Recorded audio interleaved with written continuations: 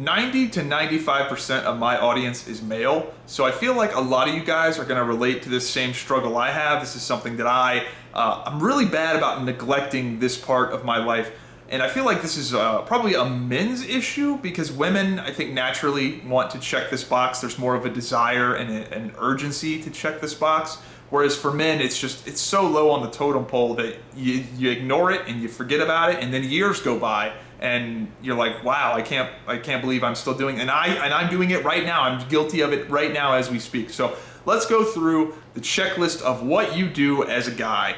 So first big checkbox you gotta check is you gotta make money because you have to survive, you have to eat.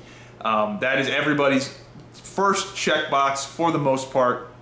You gotta have that, it's just a necessity. So next big checkbox is if you got the money, you are either pursuing women or you are, maintaining your wife-girlfriend relationship, whatever you got. Usually the relationship is the next big box. Now, those two checkboxes alone are gonna occupy a lot of your time and your brain space.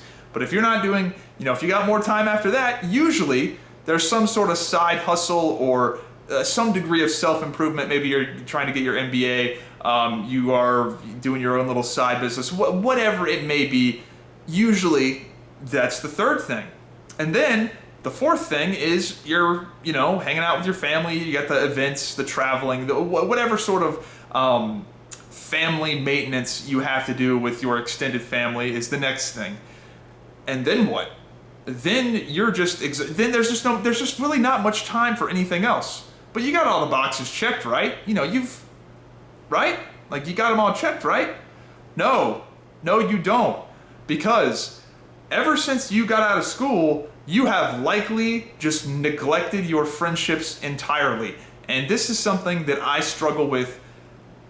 It's not that I don't have friends. It's not that when I don't go see my friends and we do stuff, we don't have fun. We always have fun. It is always a fun time. I saw a guy that I hadn't seen for 12 years, and we picked up right where we left off and had a blast, and it was fun. And we always say the same thing of we should do this again. We should do this more often. I don't know why we don't do this more often.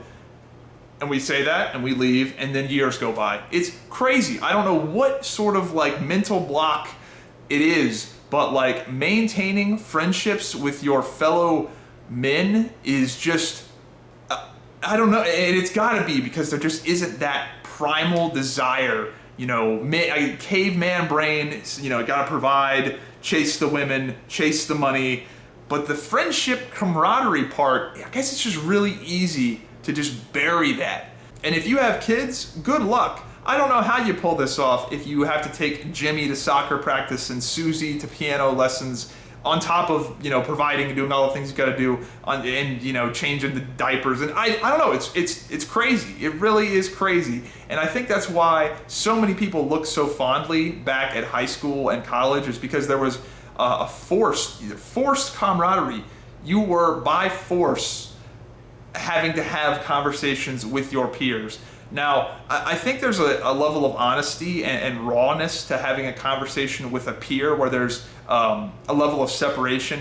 You just can't talk, and it's not that I wouldn't talk to my mom or dad like this, but you just can't.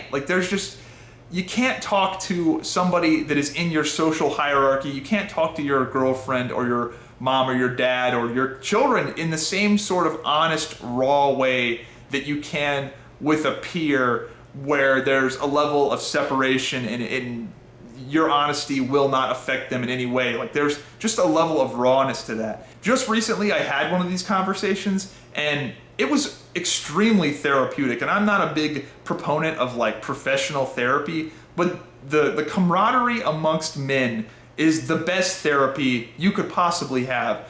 So as I was leaving, getting ready to come home, it's midnight, and I'm having a conversation in passing as I'm walking out the door. Well, we end up talking for 3 hours outside, from 12 a.m. to 3 a.m., mosquitoes biting us, bugs, just standing out in the dark, talking, man to man, with that degree of separation. And the conversation was, ranged from silly to just extremely honest and raw, a level of honesty and rawness you just can't have with somebody that is in your circle or your hierarchy. you just can't do it. There has to be that degree of separation there. And both me and this person I was talking with, from the outside in, are you know, doing well. And I mean, we are doing well. It's not like our lives are in shambles or anything like that, you know. You know, we're doing well, but everybody's got shit that's weighing on them, you know. Let me give you an example, you know. It's just, I'm getting older now. Like, I'm almost 30 years old, and while I'm fine with that, just looking around, like that you know, my niece, that I vividly remember, like, taking my niece and, like, just throwing her up in the air as a toddler. It's like, oh, she's 14 now. What? Like, what? And, you know, the parent, you know, dad's getting old. Like, you know we know what's happening. Like, he's getting older. It's just, you know, tick tock. And the conversation got a lot, you know, these are tame examples. It got fucking real, and it got super raw.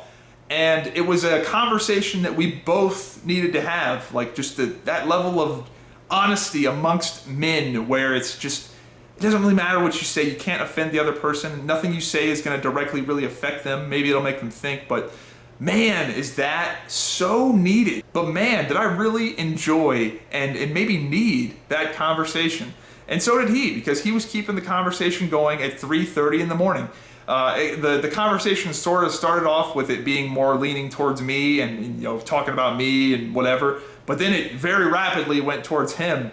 So it was just this incredibly, like, therapeutic camaraderie that is just so real and raw. And I feel like that is something that you just can't get anymore, because we're just in this very isolated society, and everybody's, like, very preoccupied and just getting the basics done, to where having that in-person camaraderie amongst your fellow men, not even like friends, just like, there's so much like mental health benefits you get from lifting weights.